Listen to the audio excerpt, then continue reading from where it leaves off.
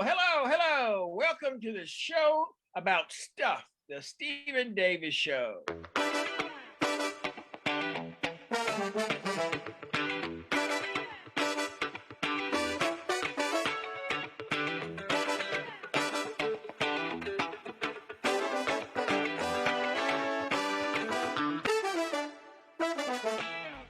Welcome to a podcast show about stuff.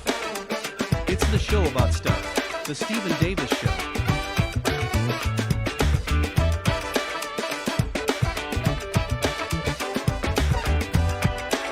Here's your host, Stephen Davis. Hello. Get your official products such as this marvelous t-shirt that I'm wearing, or this great coffee mug that I'm drinking out of, and many other products with the show about stuff, the Stephen Davis logo at https://www.zazzle.com/store/astuffstore, and make sure you get your 15% discount today.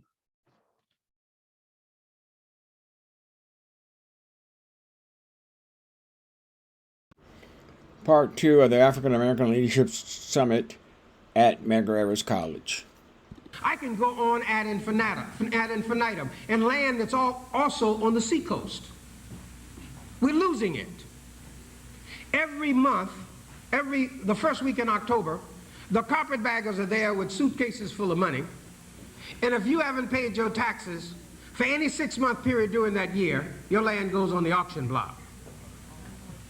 And your land is auctioned off. You then have a year and a day, as we know, called in rem, to redeem that property. If you don't redeem the property, the land then goes to the bidder at 9%, because you still must pay the bidder 9%, because the state allows the bidder that for making the land productive again.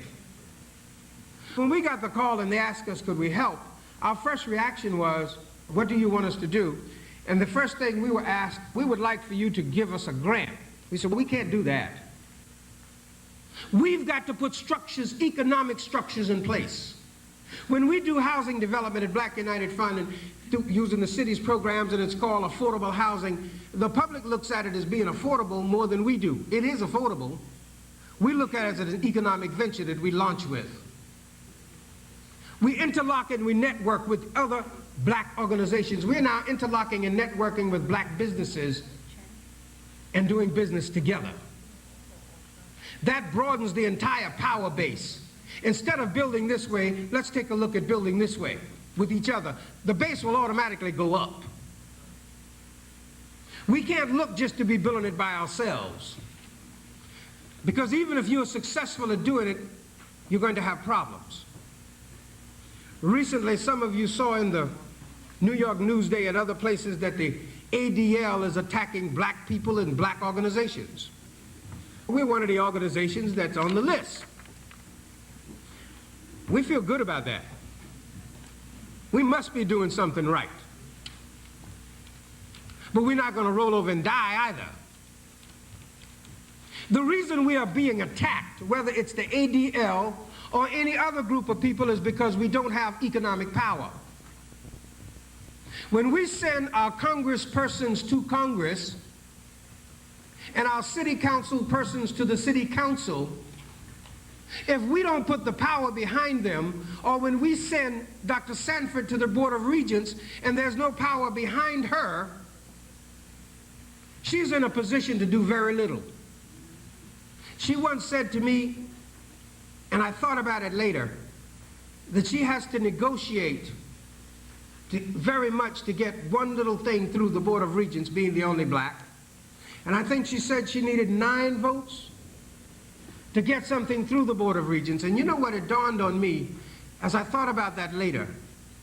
While we are so pleased that she's there, we sure can't put a lot of pressure on her to tell her to bring home the bacon when we don't have any power behind her. So we need to understand that. There's very little that she can do because we don't have the economic power. The ADL with a not-for-profit organization, $32 million. 32 million budget. We've been in existence 14 years and we haven't raised $32 million. Why? The money that it takes us a year to raise, they raise in 1 hour. Do we understand money? And let me just say something else. Do we understand what the not-for-profit sector is all about? All of us take a look at corporations and businesses. Do we understand that sector? $124 billion operation in this country. And I'm not talking about public welfare. I'm talking about United Jewish Appeals, Catholic Charities, Protestant welfare agencies, the agencies that get the contracts from the city, the federal government and the state. When you get laid off from your jobs and they step in and say, we can do that job for $10 million, and by you being laid off, they're saving the city $100 million, you and I both know they can't do the job. You've been trained for 10 and 15 years. And the contracts for many times are not even put up for bid. We have no power. Those agencies, $124 billion. Why do you think we are under attack? The Green Bay Packers is a not-for-profit corporation. Blue Cross Blue Shield, which the government's going to bail out, a not-for-profit corporation. We are the ones that got the stigma against what not-for-profit is. And they want us to continue to have it. We also believe that if you work for a not-for-profit corporation, that you're not supposed to make any money. Bill Aramoni from United Way told you that wasn't true. And they're still making a lot of money. Chronicle of Philanthropy just came out last week, listed not-for-profit corporation salaries around this country. The president of Mount Sinai, $779,000 a year. You just need to understand what you're doing and what you're dealing with when you're dealing with money and dealing with economics. It is about economics. It always has been. When we stopped farming land in the South, it was interesting what the federal government said to us. They said, we don't need you to grow food anymore. There's more than enough of that. So the small farmers, we will land bank you, meaning they will pay you a certain amount not to farm. And all the black farmers went out of business. So now I go back to my hometown, which was segregated when I left, and I find no small black businesses. I don't find people even having gardens in many places. They all go downtown and spend the money with somebody that don't look like us. And I'm not being derogatory. If we understand very clearly as we take a look at what the Asian community does, they built an economy within an economy. There's nothing magical about that. They do business. And those things that we fought and demonstrated for over the years, other ethnic groups come in and take advantage of it because we have no structure in place. That's why they're getting more from even government than we're getting. They just got here yesterday. We went and fought the wars. We did all of the work, and they reaped the benefits. And we're going to have to start taking some responsibility for it. It is not enough. We all understand what happened from 1619 on up to present, and even prior. Let's move our thinking higher than 1619. Because talking about 1619 is only going to keep you at 1619 if that's all you got to talk about. If you can't focus any higher than that, then you're going to stay enslaved because your mentality is enslaved. And if your mentality is enslaved, all of you is enslaved. We've got to be about the business of building. We've got to put financial institutions in our community. We've got to own the land. We cannot afford to lose homes the rate that we are losing them. It is not making any sense. We've got to build, we've got to develop, we've got to grow. It is about land and ownership. It's about institutions and institution building. Brothers and sisters, we've got to take a look at ourselves. As we do our workshops today, we got to really begin to think, what are we sitting in these workshops for? Why are we here? Why is it the federal government didn't want us to maintain a contract $2 million contract. When I found out that was the largest contract let to any black organization or institutions, I almost cried. By the federal government. And because we're successful with it, they said, we got to get that back. And so you'll know when I said manage the campaign in New York, there are 560 such federal locations around the country and around the world. And around the world, we're basically talking about military bases. And when we take a look at the not-for-profit sector in particular, they're talking about social services. Social services gonna keep you social. When I talk to people at United Way and we talk about economic development, they have no problem telling you, we're not interested in that. We are interested in providing social services. Social services is self-perpetuating. We understand social services, don't misunderstand me. But that's not gonna build you any institutions or provide any jobs that Major Owens is talking about. That's begging. If we put our economic institutions in place, our social services will automatically follow. The morality of our families will automatically increase. I said to the chancellor here in New York once when we were in conversation with the United Way, and I said to him, I said, you could institute all the programs you want in the school system and you're not going to have one bit of change until there's some economic changes which affect the lives of families in New York City. You're dreaming. No change is going to take place if a kid is sleeping with rats and roaches and the family is destabilized because the mother and the father can't find employment. We better understand human and financial resources, and I say this as I close. One of the things we talk about heavily in the Black United Front is organizing the human and financial resources of black people to help themselves. What am I talking about? Human and financial resources. Let me give you a little example that may make you think. Many of you in this room at this present time probably have children that are in college or starting out in college. Many of you will pretty soon have the same. We all know that education is important.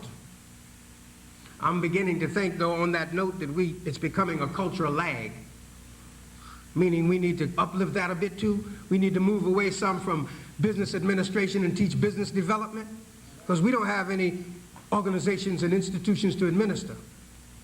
They belong to somebody else, and corporate America is not going to let you administer too many of theirs. So let's talk about how we're going to develop some businesses. But when we talk about that human and financial resource, your child goes to college, and let's assume, especially if they're out of state, we're not talking about New York City. Let's assume you could get away, and some people tell me I'm a little bit too conservative, with $40,000 for 4 years. Is that a good number? Higher? Okay.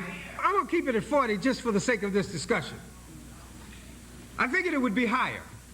First of all, most of us in this room don't have $40,000 to send our kids to college. Okay? Let's assume one or two of us have the 40, the rest of us don't. So what do? We've got to go out and borrow the money.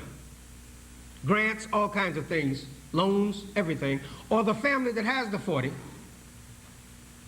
all the family resources is gone to that kid now that's going to college.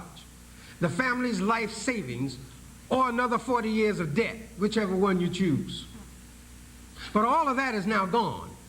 That has left the community. It's left the family. If the child goes to a white institution, it's going back to the white community. When the child graduates from college, the child must have a place to be employed.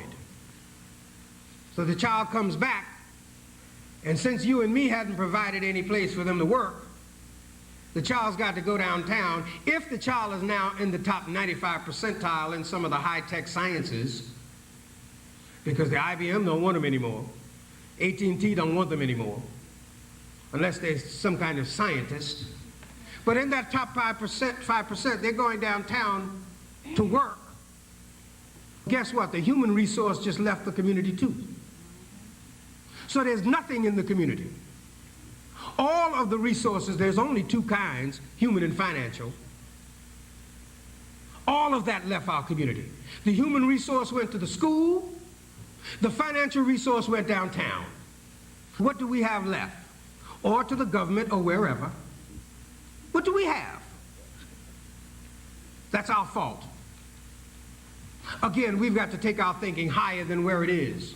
While we must understand our history and who we are, we must understand that and use that in a context to take ourselves to another level. Economics is the only way that we're going to get out of this quagmire of filth and degradation that we're in and stop people from printing our names in papers and spying on us and beating us up with police brutality. It's not going to happen any other way. And I say that without reservation. We've got to build, we've got to construct, we've got to own, we've got to interlock, we've got to network. I thank you very much for this time being with you. We thank you very much, Mr. Eady. Before we continue with the summit, we have a couple more recognitions that we'd like to make. We'd like to recognize Assemblyman Albert Van, who has joined us. Assemblyman, welcome. The Economic Development Plan for the summit, Dr. Gloria Benford. Good morning. Good morning. I feel at a distinct disadvantage because I'm probably the only non-public speaker coming to the microphone today. I hope you'll bear with me because I'm very nervous. First, I'd like to thank the distinguished guests and co-sponsors of the conference. I'd also like to thank the participants. This morning when I got up and realized it was rainy and windy outside, I was wondering how many people would show up, but I realized that those that did show up would be dedicated, and that's what we're looking for. I also recognize that those who showed up would realize that we are about the business of carrying on the struggle of our ancestors and that we have an obligation to do. I'm here to present the strategy that the Economic Development Committee has developed over the past 6 months. I don't know if all of it, but in October of last year, the first summit was held at Congressman Flake's school in Queens. And at that time, the Economic Development Workshop had a mandate to form a committee under the auspices of the African American Leadership Summit. And to that end, we've been meeting monthly since November to try to research and put together a strategy to present to you today. I have to confess this is truly a collaborative effort. I had hoped that I could be able to ask the members of the Economic Development Committee to stand, but I don't think they're all present in the room. So maybe at the end of this, if we can get them all together, they'll be kind enough to come and take a bow themselves. Finally, I'd like to say that the strategy that we have outlined has taken into consideration the resources and the assets and the liabilities of our community, and we've tried to put together a strategy that takes those things into consideration, as well as develops a strategy that will allow each and every person in the participant community to take part in the strategy. First, I'd like to report on our findings in terms of our research. Actually, I should start off by saying that the Economic Development Committee broke down into 3 task forces. We have what we call the Marketing Task Force for Black Businesses and Enterprise, we have a Community Development Task Force, and we have a Capital Formation Task Force. Each one of those task forces went off and did their own research, came back and developed a strategy around the research that they had found, and then we incorporated it into a total strategy. Unfortunately, the Marketing Task Force for Black Businesses and Enterprises research divulged that, as has been mentioned on the stage several times, we do not do business with one another. We find that in every community except the African American community, there's a penchant for doing business with each other. For some reason, we feel that we need to go out of our neighborhoods to do business with ourselves. To the extent that holds us back economically, I'd like to give you an example. If you were to take $1,000 and put it into a Cuban or Latino community, at the end of, say, 6 months, that $1,000 would give you back $1,610. If you were to take that same $1,000, put it into the black community, at the end of 6 months, you would get back $1,140. Latinos, Asians, all of them turn over their money anywhere from 4.5 times to 28 times more than we circulate money in our own community. I used to do per diem teaching, and I used to always tell my students, pay attention to the color of the hands that you put your dollar into. Because odds are that person is going to make a job for a person who has the same color hands as he does.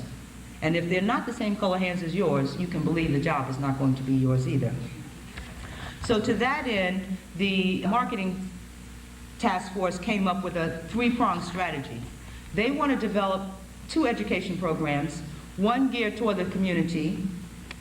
That program would focus on informing black people, A, they need to do business with one another, B, that they need to go out of their way to try to do business with one another. We understand all of the problems and the obstacles that face us in trying to do business with one another in terms of limited service, limited goods. But even if it's only toothpaste or a loaf of bread or a pound of potatoes, make it a habit to buy at least one some item each week from somebody black. Everybody in the community can buy one item per week from somebody black. So the education part of the marketing task force strategy is to begin to disseminate the word in the community that we need to buy at least one item per week. The second strategy that the marketing task force came up with to help make it easy for us to do business with one another is by June, they intend to complete what they call a Black Business Directory. This is a prototype of the directory.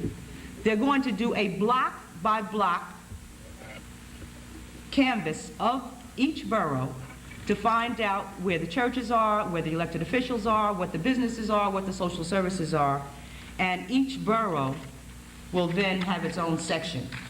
To that end, the marketing task force needs your help. If you only agree to take your own block and do a survey of your block and come back and report to us, there are no businesses on our block, there's one business on our block, there's one hospital on our block, there's one school on our block. That would help us out. Again, each person take your own block and let us know what enterprise. Is there a black dentist on your block? Is there a black doctor on your block? Whatever's on your block that we need to know about, please let us know. In a very very serious deliberation on the floor of the assembly, the members rallied together behind this person because she symbolizes for us a real change in the educational system. And so at this point in time, in the tradition of Ella Baker, of September Poinsett Clark, and all of the other outstanding leaders that we've had in our tradition, I would to bring forth our leader in the educational movement in the state of New York, the Honorable Adelaide Sanford. Thank you. Hotep, as I look out into this audience this morning, I'm looking for our Fannie Lou Hamers, for our Septima Clarks, for our Rosa Parks, for our Marcus Garveys. I'm looking for our Malcolms. I'm looking for the unborn and the potential geniuses and leaders. You will see them when you look into your mirror. For there is no they to do it. It is only we. We are the them and the they. Culturally, we have been sitting too long this morning. So I beg your forbearance, because we are in a strange land and we've wandered so long in this wilderness that we have begun to imitate and to uphold the behaviors of the oppressor. The question, and the only question for me as a person involved in working with the fragile, gentle, tender, very, very flexible mind of our young people, is this question that comes from the poem by Margaret Burroughs. And it is the question that every young person in this auditorium is asking. And that question is, what shall I tell my children who are black? What shall I tell them, born into a world where everything lovely, pure, perfect, fine, classic is white. Lovely white ruffles, Sunday dresses, long sleek white Cadillacs, fluffy white clouds, and angels' wings are white. But what shall I tell my children, fruit of my womb, born into a world where black is evil, witch's brew is black. A black hen lays no eggs and a black cow gives no milk. And when the stock market breaks, it's Black Monday. What shall I tell my children without a language that gives them verbalization privately? Without the images and the icons to identify them with what is powerful and strong? Without an understanding of the movements of resistance, without an understanding of the strategy that our ancestors were able to put in place to bring them to a measure of sanity when all around them there was an attempt to breed insanity and self-destruction. What shall I tell my children who are black? And when I see them on the subways and on the buses and on the street corners and in the hellholes that we call school, that is the question. Because what we have told them is not true. What we have permitted them to be exposed to is distorted. We're talking today about education and economic development. There are two systems of education, formal and informal. The formal organization that we call the school is an industry. It is not separate from economics. It is a $7 billion industry in New York State alone. In New York City, $7 billion, not counting 40 times that much for the state. So while we talk about developing an educational program that will bring our children and our people to liberation and freedom, please understand that is not the agenda of the industry. The industry of education is propelled and grows on failure. The more children fail, the more money is generated in the industry of education. The more children fail, the more children go into the mental hygiene, the criminal justice system, and the welfare system. 3 other industries. And these industries, each one is controlled by the same oppressor who brought us to these shores to develop the economics of the United States of America. We were not brought here for freedom or beauty. We were brought here for economic development. Amen. The myth that our children have been told is that all of the people who came to America came under the same conditions, but that some got up early, stayed up late, worked harder, sacrificed, pulled themselves up by their bootstraps, and therefore have gained an economic advantage. That is not true. That is a myth, like Snow White, Little Tom Thumb, Hansel and Gretel, Little Bo Peep. And it should be relegated to the category of fantasy and myths and legends that have propelled the psychological damage of our people. For you see, this land was taken away from the indigenous Americans. Nobody bought this land. And up to 10 years ago, males of European background were given large tracts of land on Long Island. When you travel across the South and you look at the magnificent plantations and homes there, those people did not buy that land. It was given to them by the European government, by the governments of the states. And enslaved people built that land into magnificent plantations. They built the homes. They built the furniture with their own hands. Some of that furniture still has the engraving of the genius of people of African ancestry. So one of the problems around the issue of education is that the whole psychological aura of what has made the United States of America what it is based on a fantasy. We must begin to help our children to understand no one got up earlier or stayed up later than our people did. We must also help them to understand very clearly that there has been an exchange in the image of the historical oppressor. He one time was visible as the plantation owner and the slave master. That oppressor comes in a different form today, but it is the same oppressor. When we begin to talk about substance abuse and prevention programs, the textbook should be Chancellor Williams' The Destruction of the Black Civilization.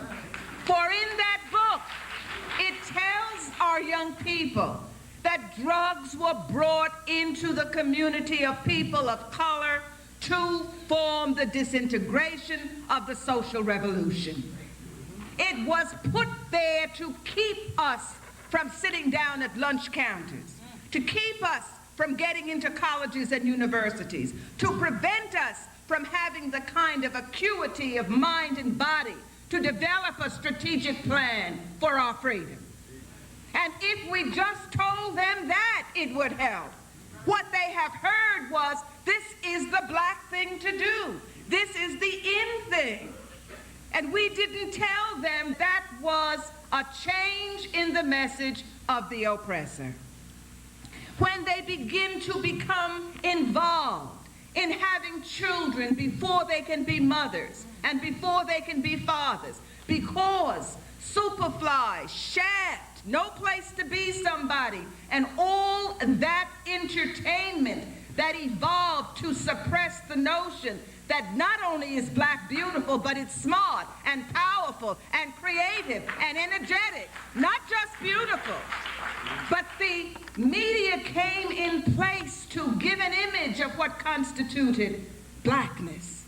And our children bought that image because there was a vacuum there.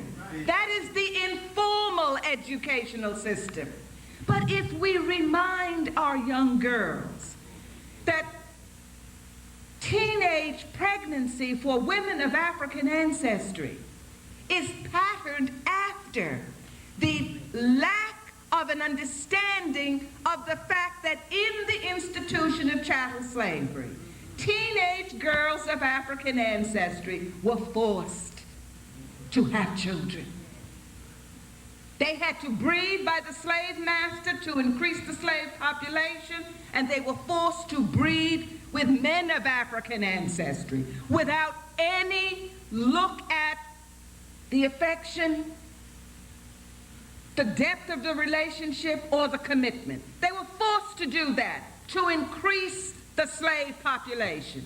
And today, because they don't know that history, they choose to become mothers when they are not emotionally prepared to mother. The best possible prevention to teenage pregnancy is information and hope. The only thing we guarantee a teenage girl of African ancestry in the United States of America is welfare if you have a baby. We don't guarantee them a high school diploma that has any value. We don't guarantee them a decent job. We don't guarantee them an opportunity to develop a relationship with a male of African ancestry because we're busy putting them into the prison system and and the mental hygiene system to have an industry for European people. There is an ineffable and irrevocable relationship between education and economics. You cannot separate them. If we would tell the young men who think that you raise your manhood ratio depending upon the number of children that you have by women for whom you have no affection, that's not black. That's an imitation of the slave master. For in this country, he is the only person who had children by women for whom they had no affection and they did not intend to be a father to those children. If we understand that the people who are teaching our children will not give them that lesson, because that lesson would indict and damn them. That is an educational message that must come out of our culture, tradition, and heritage. It cannot come from the oppressor. Because Dr. Martin Luther King, who has been marginalized and trivialized in his powerful, strong vocalization, talked about the need before you get to the dream about the children joining hands. There are other pieces of that dream. And one of them says, I have a dream that someday the sons of former slave masters and the sons of former slaves will be able to sit down at the table of brotherhood.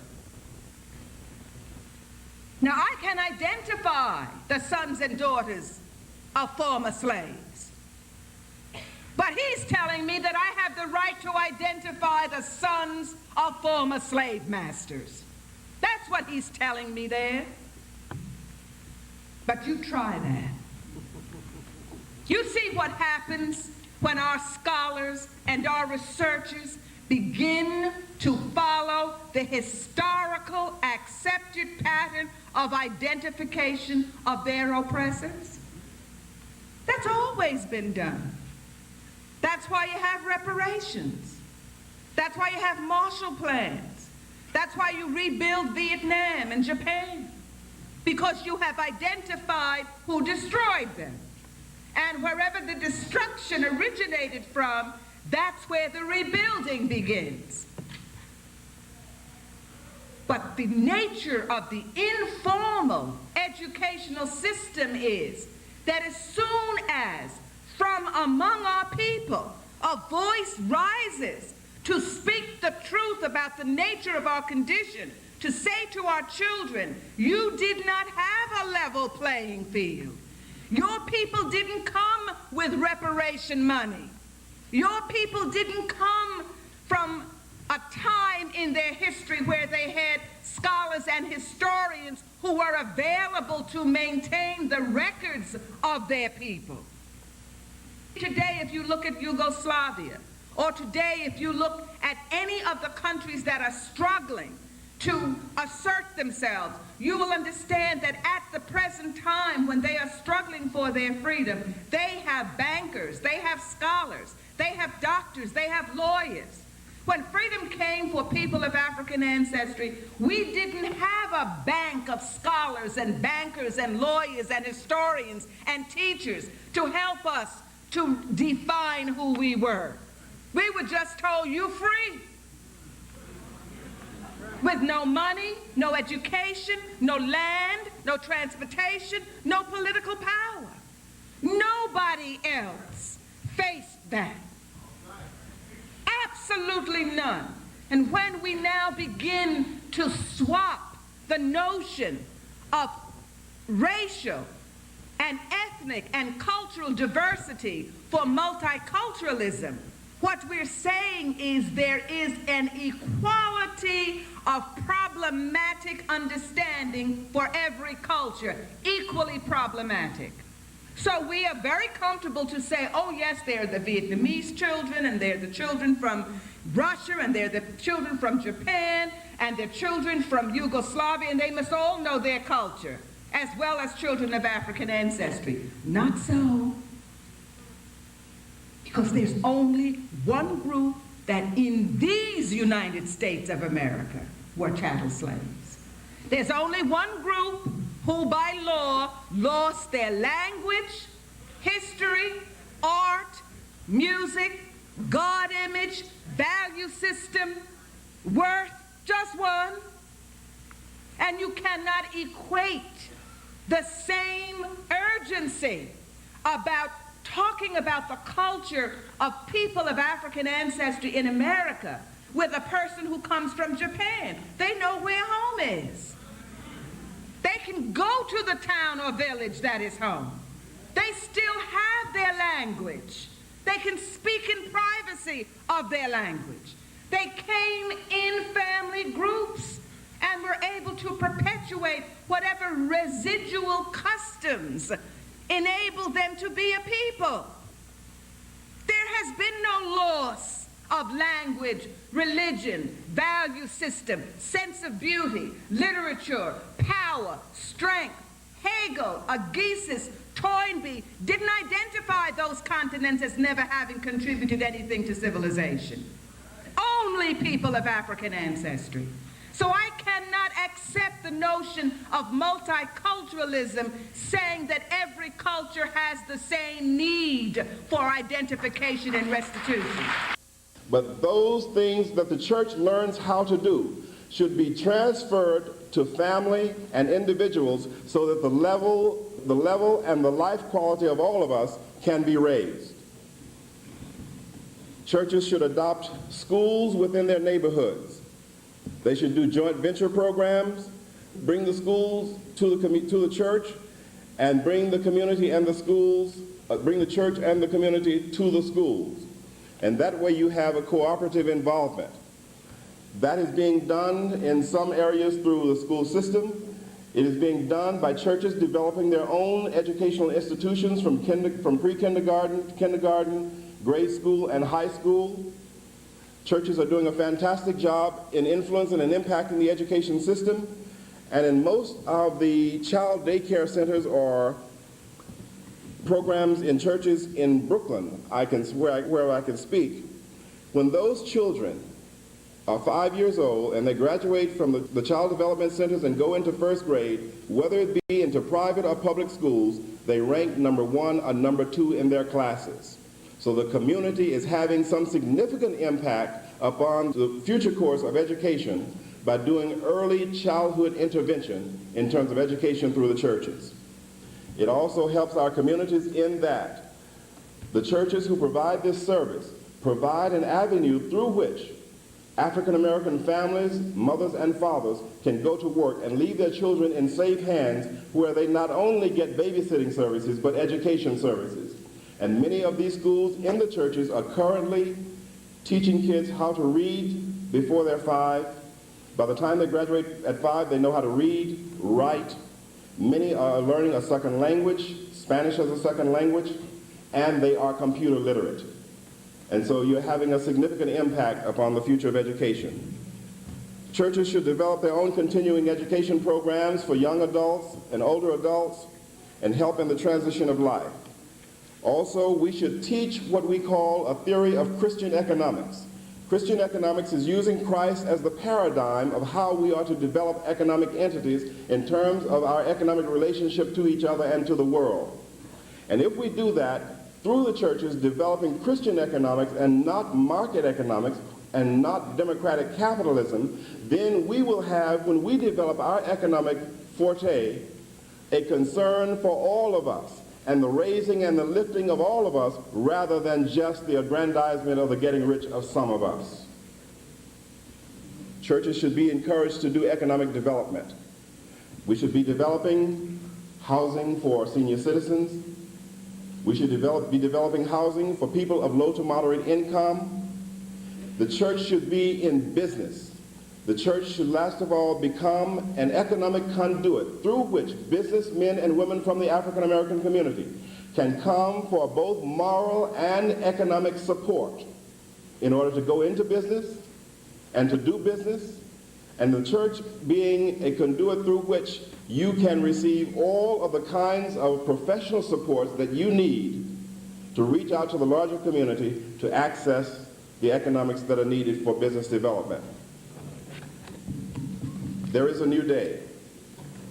There is a group of young pastors, men and women around this country in the African American church who are no longer confined to a knowledge of preaching, who are skilled and have studied in economics, politics, physics, chemistry, math, and we bring all of that to the table. And we're willing, ready, and able to sit down with any brother or sister from the community, and we must, if we are to survive at the level which we can of economic independence and interdependence as a free society. The church, last of all, is the conduit for African American liberation. Thank you. Thank you very much, Reverend Watkins. And as you can see, the Religion and Spirituality Workshop went very well, and they not only came back with 1 or 2 recommendations, but quite an impressive list. We'd now like to hear from the workshop leader of the Multicultural Education Workshop, and that is the Honorable Priscilla Wooten, and she will tell you about what went on in the Multicultural Education Workshop and bring to you the recommendations for a plan of action from that workshop. Councilwoman Wooten. Thank you very much. I always say that when you get into these sessions, if you didn't give us a time limit, we would be able to give you a whole lot more. But I just want to indicate that inasmuch as that we had little time for such a wide subject area, and we had almost 50 people that was in our workshop, we were able to come up with a whole lot. I really want to talk about briefly the existing educational programs and groups within the city already that relates to impacts on the Afro-American community. It's important to us that we don't continue to do things over and over again. Bob Law Educational Group have done an intensified area of educational issues as we had been discussing in the past few weeks with our committee. Dr. Jackson and Steve and the rest of us, we were talking in terms of a lot of things. One of the points that came out that we're so busy talking at each other and not talking with each other, but we're saying the same things. And in that workshop, it did come out that a lot of work that had already been done by a citywide educational group under Bob Law was very important to the points that we were making here today. And it was consistent. All of us were together. We might have been using different language, etc., but I have made a personal recommendation to the group that I've been working with in education and said that instead of creating other educational groups, that we will enhance by bringing all the groups together, and Bob Lowe has agreed that we will bring all of our education on Afro-America agenda together, and we will work as one to make sure that the strengths and some of the other things that they've worked on very long that we might be talking to you about, embracing and giving that strong support that we know we're going to need in order to pull this off. It's nice to be able to stand before you as a councilwoman, but it's even nicer when you have other people who are the experts in the field of education and curriculum. And now I'm going to bring on your dynamite presenter from our workshop, Ms. Sheila Trainum. I'll get it right, but as long as you know, this is a dynamite Afro-American woman who knows her stuff. And by the way, giving special recognition also to Augie Johnson, who is our Deputy Chancellor for Instruction, all gave fantastic input. I just want you to know it's been an experience. Sheila. Thank you very much, City Councilwoman Wooten. And as she has already explained, the Education Committee on Multicultural Education this morning agreed that we should stop trying to be so divisive in the African American community. Everybody has his or her little piece of the pie, and that's your territory, and this is my territory, and did you get permission from me to form this group or that group, or to cross over this city council line or this congressional district line? that it is time for us in education to work together, and that was the recommendation coming out of the committee. And so as a result of that recommendation, the Education Committee will meet with Bob Laws and the City Task Force on Public Education to begin to plan an agenda as to how we can work together collectively in this city to make education what it needs to be for our children and for our future. The second recommendation that we had was to embrace the recommendation of the curriculum of inclusion. Sometimes I think we as a people spend so much time reinventing the wheel. We will reinvent a small wheel over here and a big wheel over there and a medium-sized wheel over here, and all the wheels are in place to do the same thing, and that's to get a job done. But we get so tied up in trying to invent our own little wheels that we forget sometimes that all we have to do is look around. The wheel has already been invented. It's all ready to go into motion, and all we need is the people power behind it in order to get the job done. So in looking at that, we are going to embrace the recommendations of the curriculum of inclusion, which was the state task force that was done through the help of Regent Sanford. Dr. Leonard Jeffries was involved in that effort. And very quickly, some of the recommendations of that commission, that the Commission of Education give continuing vitality to the initiative for multicultural education by creating the position of a special assistant to the Commissioner for Cultural Equity, that the Commissioner direct appropriate staff to undertake without delay the revision of all curricula and curriculum materials so as to ensure that they are compatible with the goals of equity and excellence for all cultures within our society. Number 3, that all groups involved in the development, dissemination, and evaluation of curricula and curriculum materials reflect in their own composition the multicultural diversity found in New York State schools. Number 4, that the recommendation department staff be led to a better understanding that adequate, accurate presentation of multicultural diversity within curriculum materials requires that the history, achievements, aspirations, and concerns of people of all cultures be equitably and accurately infused into and made an integral part of our curriculum. Number 5, that the State Education Department begin intensive discussions with textbook publishers to increase them to publish textbooks that are multicultural in substance.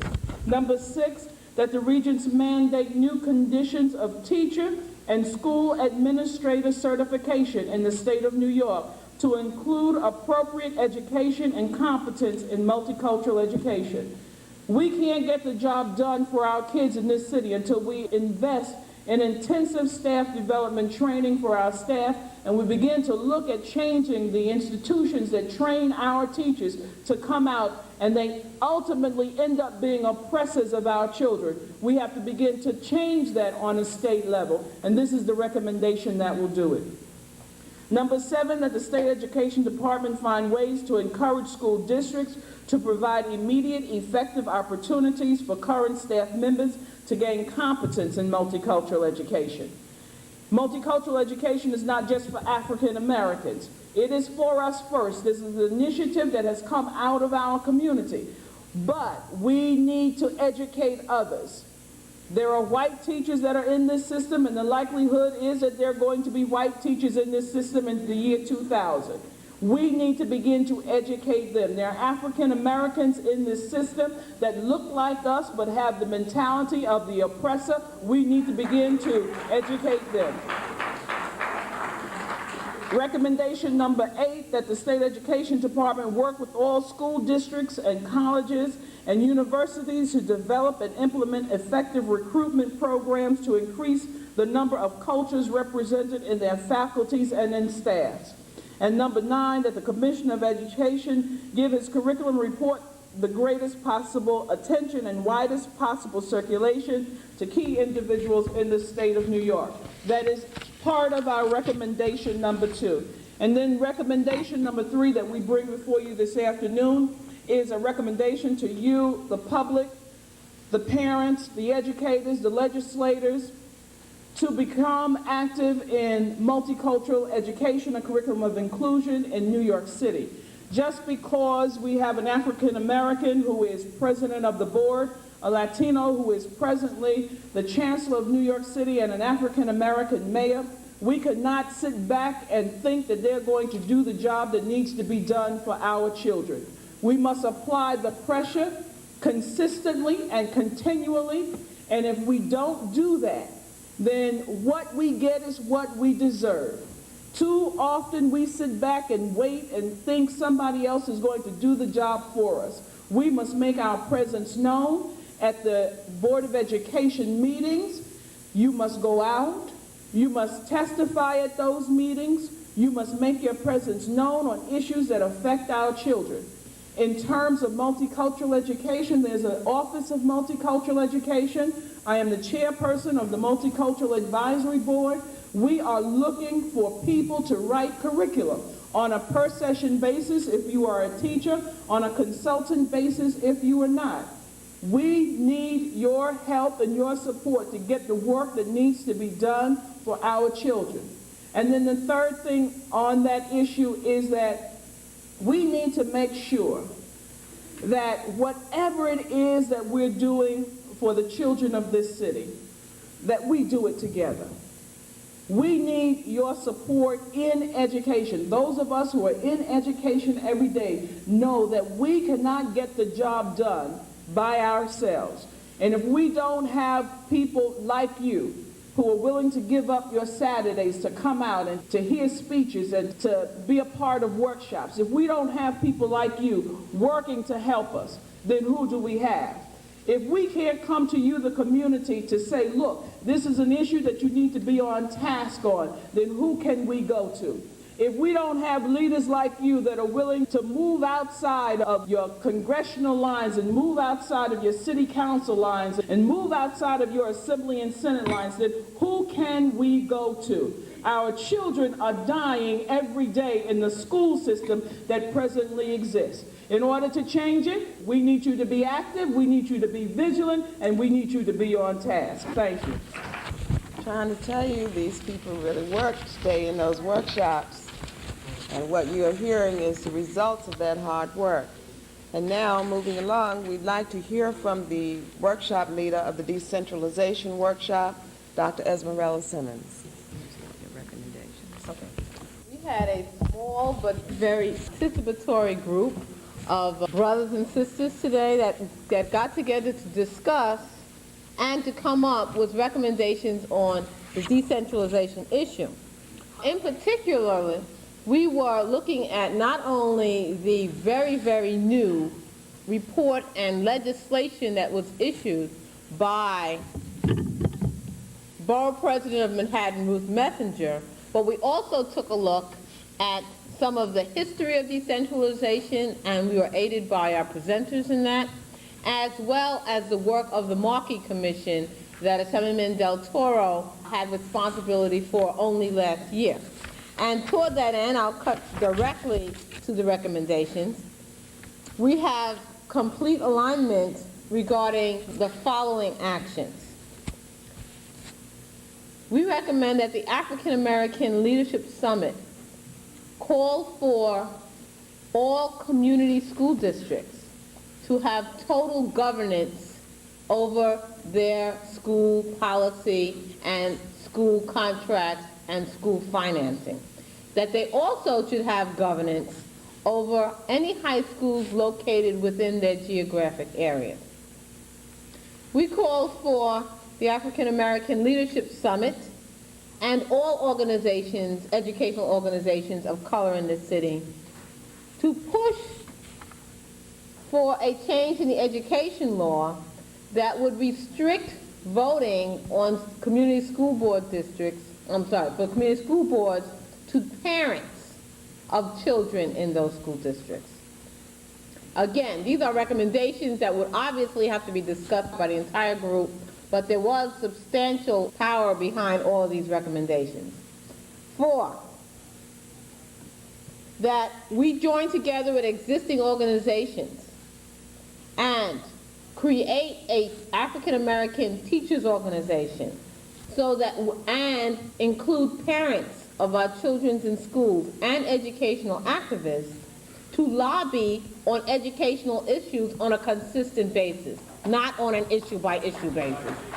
4, and this is a biggie, that the African American Leadership Summit, and in particular that the Education Committee, developed a position paper putting forth the African American community's position on how a new governance plan for decentralization of the central board, as well as for local community school districts, should operate. And we've also put a time frame in that recommendation that this plan, particularly the outlines of it, should be completed within a 2-week period.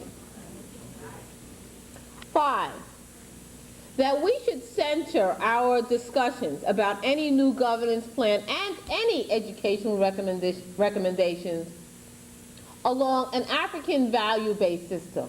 Our recommendations should be based on the child and should be child-centered and child educationally centered, so that we can measure any recommendation in terms of what will the result be in the education of our children that would bring to different schools and different organizations information about educational issues, governance plans, etc., and particularly our position, and also let people become acquainted with candidates and testing issues that come up for parents on a regular basis. And we should do this in conjunction with existing programs. And finally, that the African American Leadership Summit should organize its own phone bank for the May 4th election to increase in targeted areas, to increase the number of parents that will come out and vote in that election, particularly in those areas which we think may be lost to people that are not concerned with the education of our children. Thank you very much. Dr. Russell? I tell you, from listening to the results of these workshops, it certainly seems as though there's enough work for all of us to do. Okay. The next workshop leader that we're going to hear from will be Dr. Lorna Burnett? No, Jessie Fields. Dr. Jessie. Dr. Jessie Fields, who is the workshop leader for the health workshop. Let's see. Dr. Fields? Hello, everyone. My name is Dr. Jessie Fields. I'm a physician and the co-chair of the Health Committee, which is chaired by Councilwoman Clark. I'm also an assistant to Dr. Lenore Fulani. Some of you may be wondering why, or thinking about why there was a health workshop, since it wasn't a major focus of the discussions this morning. I'm glad that there was a health workshop because there's clearly a relationship between economic development and education and healthcare. First of all, our people will not be able to develop economically or in any way or learn unless they're healthy. So healthcare is very basic and, for me, a #1 priority. The workshop was attended by nurses, physicians, health managers, AIDS educators. The speakers, the presenters at the workshop were Dr. Okafor, who is at Harlem Hospital and who works with Health and Hospitals Corporation, who discussed CommuniCare. And also we were honored to have Dr. Cave join us, who made some remarks about the National Medical Association. The health workshop was very much part of an ongoing process, the ongoing process of the work of the Health Committee of the African American Leadership Conference, which started in October when we initially met. And out of that workshop that was the beginning of the Health Committee, a decision was made to look into supporting the National Health Care Bill, which Ron Dellums had been introducing, and figuring out what... Thank you for tuning in this week. Hope you enjoyed this show about stuff. See you next time.